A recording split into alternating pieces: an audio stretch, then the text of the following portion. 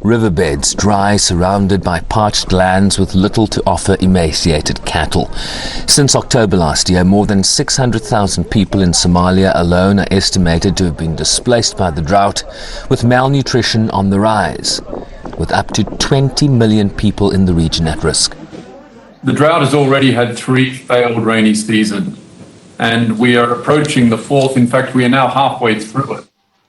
Originally, the estimates of the number of people affected at the beginning of this year was between 13 and 14 million. We now estimate this has increased to 15 to 16 million.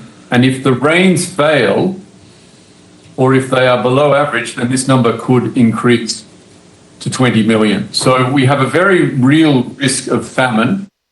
Time is running out. Funding is required. We have the capacity to respond only if we have the levels of funding required. And it's forcing us to make very tough choices already. We're effectively taking from the hungry to feed the starving. And at this time, we cannot forget about Eastern Africa and the populations affected by this drought. The average food basket has increased by an average of 23% across the region, and as high as 36% in Somalia and a whopping 66% in Ethiopia.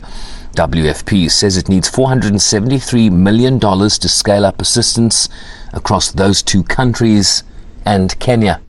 When I look particularly at the situation as it relates to the drought, the numbers are really very alarming. In Ethiopia, there are 7 million people who have affected.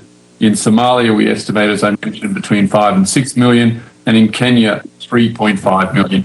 In fact, we even now are getting reports of drought in Djibouti. The government announced previously, and we're seeing significant numbers, up to 55% of the rural population affected by this drought. Dunford also pointed to the impact of the war between Russia and Ukraine, 2 key sources of wheat to WFP and the region, with estimates that imports accounted for 84% of wheat consumed here. This is happening at a time when the level of food insecurity across the region has increased dramatically. We are now estimating that 81 million people across Eastern Africa and the Horn are food insecure. This is a 60% increase since June 2021. What's causing it?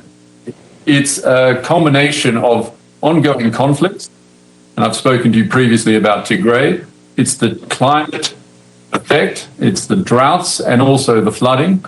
We're also now seeing the macroeconomic impacts of COVID. Now we're seeing a spike in the cost. Some of this is related to Ukraine, as you know.